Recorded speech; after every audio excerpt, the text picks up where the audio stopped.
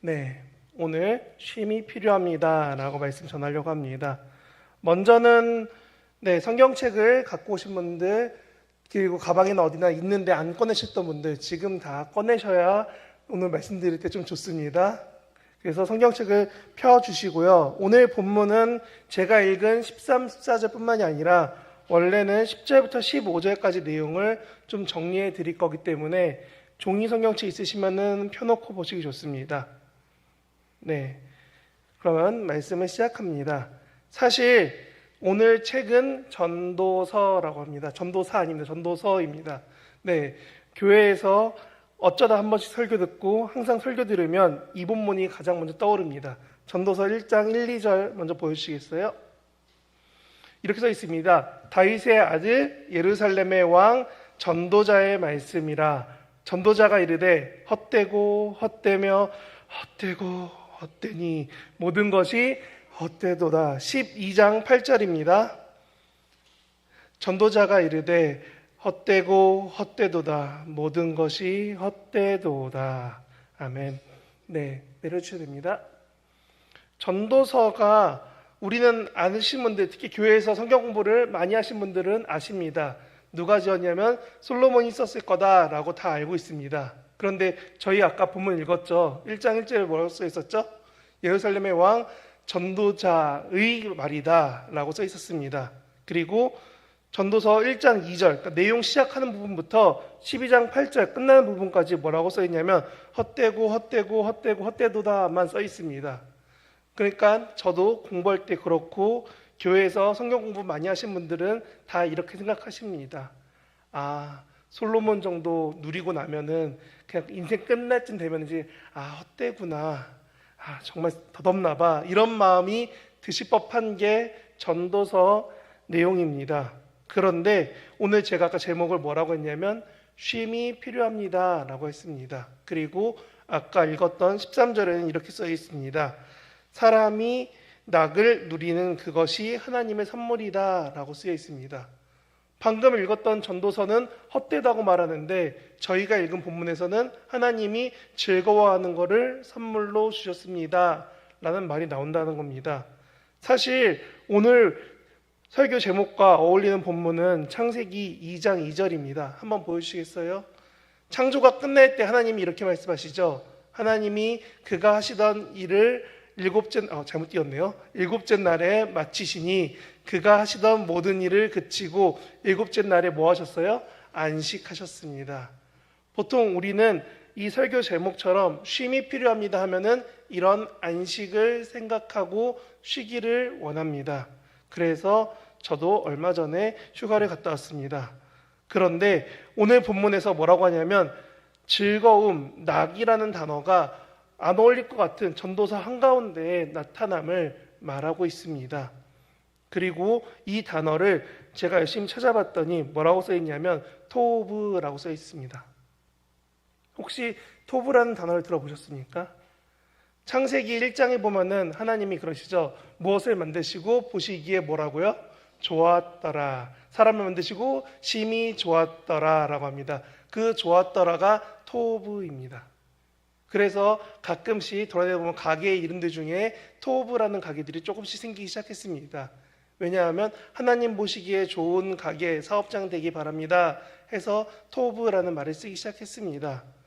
사실 토브는 사람이 보기에 좋은 것도 토브고 하나님 보시기에 좋은 것도 토브지만 유대인들은 특히 하나님 보시기에 좋다 할 때 토브를 자주 사용했습니다. 그래서 저는 오늘 본문을 원어로 읽어보면서 그런 마음이 들었습니다. 사람마다 먹고 마시는 그 수고함 가운데 하나님이 주시는 토브를 누리는 것이 하나님의 선물입니다 라는 마음이 들었습니다. 그렇기 때문에 설교 제목이 뭐라고 했냐면 쉼이 필요합니다. 하나님이 주신 토브, 선함이 우리 삶 가운데 필요합니다 라고 말씀드리는 겁니다.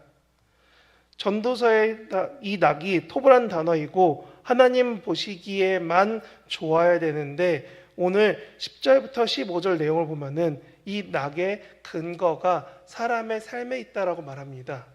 13절 시작할 때 이렇게 써 있었죠. 사람마다 먹고 마시는 것, 그 수고함이라고 써 있습니다. 다른 역본들을 비교해도 뭐라고 써 있냐면 사람들마다 모든 사람이 먹는 거, 마시는 거, 그리고 그 삶에서 무단히 노력하고 수고하고 고통스러워하는 그 가운데서 하나님이 주시는 토부를 누리고 하나님이 그것을 주시는 이유는 하나님이 선물로 주셨기 때문입니다 라고 말한다는 겁니다. 결국은 하나님이 보시기에 선한 것들로 우리 삶이 채워지는 것, 그것이 토부이고 우리는 그것을 무엇이라 배웠냐면 그리스도 안에 있는 평안이라고 배워왔습니다.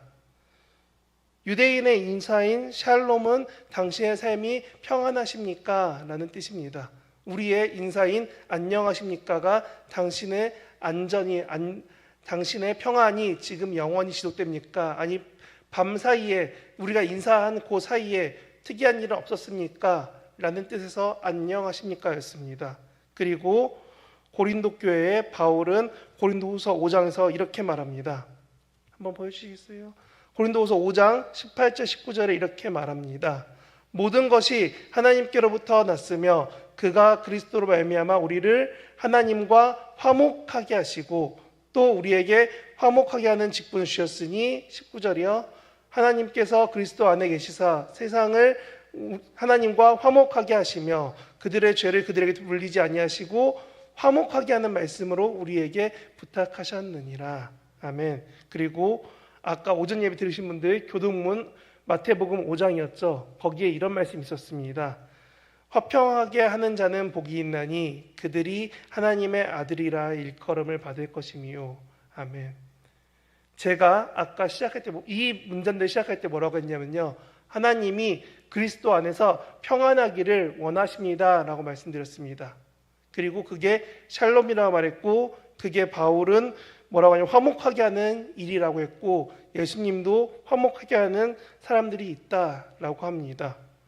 결국은 이 화평케 하는 사람들은 하나님이 주시는 그 토부 가운데서 누리고 평안하기 때문에 세상 가운데 뭐라고 했냐면 하나님의 아들이라 너희가 정말 하나님의 자녀이고 하나님의 예배하고 그리스도인이구나 라는 말을 들을 수밖에 없게 된다는 겁니다. 그러려면 전제 조건이 있죠. 무엇이냐면 우리가 그 토부를 누려야 됩니다. 네, 절대 모 청년의 이름을 계속 말하는 거 아닙니다. 오해하시면 안 돼요. 저희가 생각해야 될 게 뭐냐면 하나님이 사랑하시고 하나님이 기뻐하시고 하나님이 허락하신 그 기쁨, 즐거움, 낙이 우리 삶 가운데 하나님이 허락하셨는데 우리는 이 낙까지 가지 못하고 앞에만 머물러 있습니다. 먹고 마시고 살아가는데 고통스러워로 끝나기 때문에 하나님이 주신 선물, 쉼, 평안을 누리지 못하고 있습니다. 그래서 하나님은 본문 가운데 전도서를 통해서 말씀하시는 겁니다. 뭐라고 하시냐면 정말 하나님이 이렇게 쉬기를 원하시는데 어떻게 쉬길 원하시냐가 14절에 있습니다. 하나님께서 이렇게 선물을 주시는 것을 언제까지 영원히 있을 것이고 이렇게 하시는 말씀은 절대 변함이 없기 때문에 더하거나 뺄 수조차 없게 하나님이 행하실 거다라는 겁니다. 하나님이 즐거움을, 하나님이 고통스러운 우리 삶 가운데 평안을, 기쁨을 허락하시는데 언제까지냐? 영원히 하실 거다. 하나님이 계속 지켜주시고 함께 하시고 힘이 되십니다. 근데 여기에서 어려운 단어가 뭐냐면 영원이라고 써있죠. 그리고 제가 아까 본문이 10절부터라고 했는데요. 11절에 보면 이렇게 쓰여 있습니다. 사람들에게 영원을 사모하는 마음을 주셨느니라. 우리는 그럼 이제 고민해 봐야죠. 하나님이 우리에게 기쁨을 어떻게 주신다? 영원히 주시는데 이 영원이 뭘까 하고 보니까 전도서 3장 1절부터 15절까지를 한번 눈으로 한번 쓱 보시면은 되게 많은 단어가 하나 나옵니다. 뭐냐 하면 때라는 단어가 나옵니다. 뭐뭐 하는 때, 뭐뭐 하는 때, 뭐뭐 하는 때, 뭐뭐 하는 때. 그런 때, 시간의 개념은 사실 하나님 앞에서는 정말 크지 않습니다. 이 시간의 개념의 궁극적인 가장 끝으로 갔을 때 표현이 끝이 없음에 대한 영원이고 이 영원의 의미에 대해서 베드로 후서에서는 이렇게 말합니다. 베드로서 3장입니다. 보여주시겠어요? 네, 이렇게 써 있죠. 사랑하는 자들아, 주께는 하루가 1000년 같고 1000년이 하루 같다는 이 한 가지를 잊지 말라라고 했습니다. 그리고 요한복음 1장에서는 이렇게 말하죠. 태초에 말씀이 계시니라. 이 말씀은 하나님과 함께 계셨으니 이 말씀은 곧 하나님이시라. 그가 태초에 하나님과 함께 계셨고 만물이 그로 말미암아 지은 바 되었으니 지은 것이 하나도 하나님 없이는, 예수님 없이는 된 것이 없다. 아멘. 여러분, 지금 요한복음 1장에서도 베드로서 3장에서도 뭐라고 했냐면 하나님의 시간은 우리와 다릅니다라고 말을 했습니다. 그래서 오늘 전도서에서 나오는 말에 영원이라는 의미가 매우 커집니다. 하나님은, 예수님은 태초부터 우리를 아셨고 지으셨고 우리에 대해서 예비하신 분이신데 그분이 영원히 계십니다. 그리고 그냥 계시기만 한 게 아니라 시편 121편은 이렇게 쓰여 있습니다. 시편 121편 보여주시겠어요? 이렇게 써 있습니다. 여호와께서는 너를 실족하지 아니하게 하시며 너를 지키시는 이가 어떠냐면 졸지도 아니하시고 이스라엘 지키시는 이는 졸지도 아니하시고 주무시지도 아니하십니다. 아멘. 마치 지금 오늘날의 CCTV처럼 하나님이 눈을 부라리고 열심히 우리를 봐주신다는 겁니다. 어떻게 해요? 졸지도 주무시지도 않고요. 피곤치 아니하시고요. 근데 그 하나님이 우리를 바라보시면서 원하는 것이 무엇이냐? 전도서에 나왔던 것처럼 우리에게 토부, 하나님이 선하시고 기뻐하시고 즐거워하시는 것들이 우리 삶에서 채워지고 이루어지기를 바라신다는 겁니다. 그럴 때 우리에게 필요한 것은 우리가 예수의 이름으로 우리에게 있는 죄의 문제를 해결하는 것이 먼저이고 두려워하지 않는 것이 먼저이고 우리가 하나님께서 우리 삶 가운데 어떻게 행하실지 기대하고 하나님을 사랑하는 것이 중요하다는 겁니다. 그런데 아까 제가 요한복음 1장 읽었던 것처럼 하나님은 얼만큼 우리를 사랑하시냐면 요한일서 4장에 이렇게 쓰여 있습니다. 네, 이거 4장인데 제가 잘못 썼습니다. 네, 그냥 보여주세요. 네, 장만 틀렸습니다. 하나님이 우리를 사랑하시는 사랑을 우리가 어떻게 했다고요? 알고 믿었노니 하나님은 어떠시다? 사랑이시라. 사랑 안에 거하는 자는 하나님 안에 거하고 하나님도 그 안에서 거하십니다. 우리가 하나님을 사랑함은 하나님이 먼저 우리를 사랑하셨기 때문입니다. 이게 우리가 고백해야 돼, 우리가 누려야 돼, 낙으로 가기 위한 중요한 포인트가 여기 있는 것입니다. 하나님이 우리로 하여금 먼저 사랑하셔서 과거부터 계시고 영원히 계시고 졸지도 않으시면서 우리를 계속 사랑하십니다. 그리고 그 사랑 가운데 원하시는 것이 무엇이냐? 우리가 즐거워하고 기뻐하고 하나님을 누리라는 겁니다. 이거는 온전히 하나님을 알려고 노력할 때, 누리려고 노력할 때만 가능해집니다. 그래서 오늘 본문이 13절, 14절이 아니라 10절부터 보시는데요. 11절에 보면 이렇게 쓰여 있습니다. 뭐라고 써 있냐면 이렇게 써 있죠. 11절에 보면은 하나님이 이렇게 하는 것들을 측량할 수 없게 하셨다라고 쓰여 있습니다.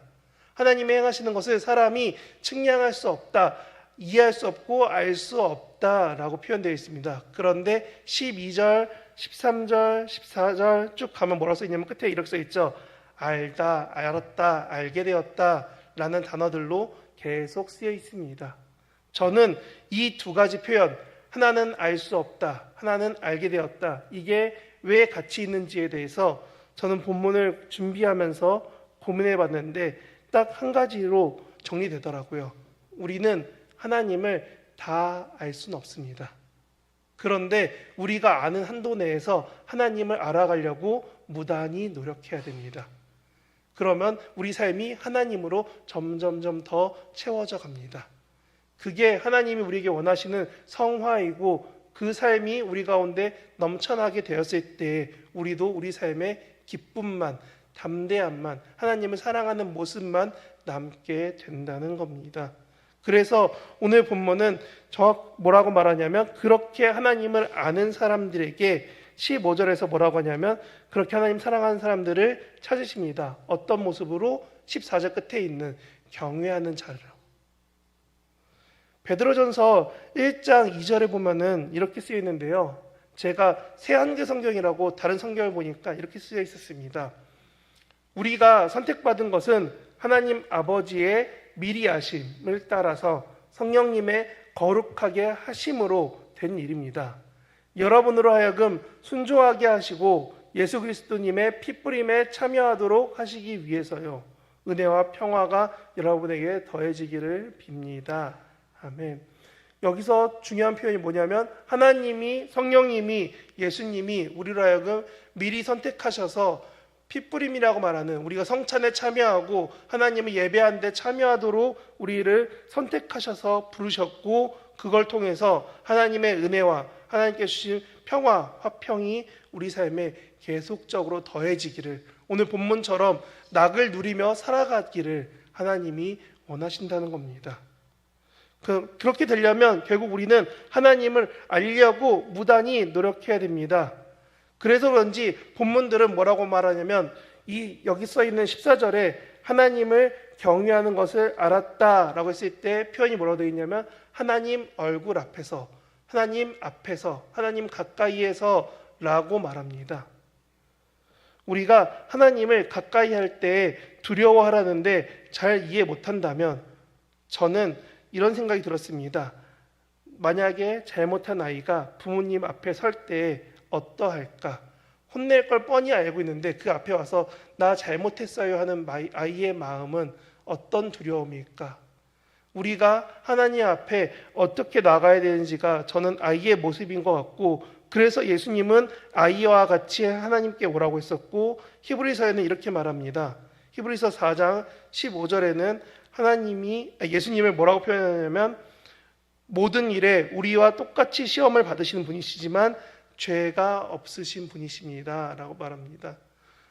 예수님은 죄가 없으시고 하나님은 더더군다나 죄와 함께할 수 없으신 분이십니다. 히브리어에서 말하는 죄 자체가 하나님에게서 멀어지는 것, 하나님을 떠나는 것, 하나님과 단절되는 것이 죄이기 때문입니다. 하나님은 죄 자체가 없으시고 예수님도 죄가 없으신 분이십니다. 그런데 우리가 그런 하나님을 경외하고 두려워하며 그 앞에 선다면 우리의 죄는 얼마나 잘 보이고 우리의 죄는 얼마나 많다는 걸 알게 될까요? 그럴 때에 하나님이 주시는 토부가 우리에게 힘이 되는 것은 그런 죄에 있음에도 하나님이 예수님 때문에 우리를 받아주신다는 겁니다. 우리가 아는 아이들이 뛰어오다가 넘어졌어요. 피가 나요. 옷이 찢어졌어요. 그것 때문에 엄마한테 혼날 것 같아요. 이 아이의 두려움을 뻔히 눈에 보이는데 그 아이가 엄마한테 가서 쭈뼛쭈뼛 말합니다. 오다가 넘어졌어. 엄마 미안해. 우리는 뻔히 알 수 있습니다. 아이를 사랑하는 부모의 모습을요. 하나님은 그 이상으로 사랑하신다라고 제가 아까 요한일서 말씀도 알려드렸습니다.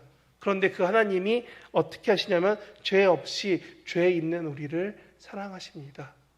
그래서 예수님이 우리 때문에 죽으셨고, 그렇게 우리가 하나님께 나와 하나님을 알려고, 하나님을 채우려고 무단히 노력할 때에 결국 우리의 모습을 하나님께서 받으신다는 겁니다. 그래서 그런지 15절에 대해서 다른 성경은 이렇게 표현했습니다. 전도서 3장 15절을 새번역이라는 성경에서는 이렇게 번역했습니다.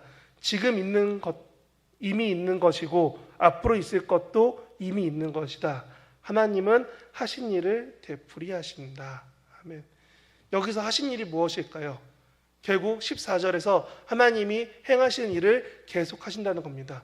무슨 일을 하시죠? 13절에서 우리에게 기뻐하고 즐거워하고 너의 삶이 고통스럽거나 어렵거나 어떠할지라도 하나님이 주신 토부가 계속 있게 하실 거다라는 겁니다. 근데 15절 말씀대로 하면 그 일을 계속 되풀이하시며 계속적으로 있게 하십니다. 어떻게요? 하나님이 원하시는 삶 가운데 있도록요. 여러분, 요즘에 점점 안식과 쉼과 휴가가 없어져 가고 있습니다. 아니, 날짜는 있고 여행도 있고 많은 게 생겼는데 우리 삶 가운데 하나님이 허락하신 쉼, 토부가 조금씩 사라져 버렸습니다. 그리고 사람이 보기에 좋은 토부만 남아 있습니다. 오늘 목사님이 말씀 가운데 열심히 전하셨습니다. 하나님께서 행하시는 것들, 기도해야 될 것들을 말씀 가운데 알려주셨는데 우리는 이런 얘기들 남 얘기입니다. 우리는 쉼이 필요한 시간에 쉬지 못하고 하나님을 생각하지 못하고 하나님이 기뻐하시는 것 없이 살아왔습니다. 그래서 저는 감히 여쭤봅니다. 휴가 가실 분들에게는 하나님의 평안으로 온전히 휴식할 수 있는 시간이 되기를 진심으로 바랍니다. 그리고 만약에 저처럼 휴가를 다녀오신 분들이라면 하나님께서 삶 가운데 어떻게 기쁘게 하실지, 어떻게 평안케 하실지, 어떻게 화목하게 하실지를 기대할 수 있도록, 누릴 수 있도록 하나님이 행하실 것입니다. 그것이 지금 지금 쉼이 필요한 우리에게 하나님이 주시는 말씀입니다. 여러 가지 모습으로 쉼이 진행되고 있습니다. 특히 교육부서 지금 여름 사역 진행 중에 있습니다. 여러분들 혹시나 시간 나신다면 한 번 더 기도해 주십시오. 우리 아이들이 이 쉼을 누려서 하나님을 알게 돼서 지금 여기 계신 모든 성도님들처럼 하나님 사랑하기를 선택하고 살아갈 수 있도록, 하나님 닮아가기를 바라볼 수 있도록 기도해 주신다면 우리 아이들, 그리고 수련회를 갔다 온 청년들부터 많은 친구들이 하나님을 더 알게 될 것입니다. 그런 삶을 선택하고 살아가시는, 하나님으로 채워가시는 저와 여러분 되시길 진심으로 바랍니다.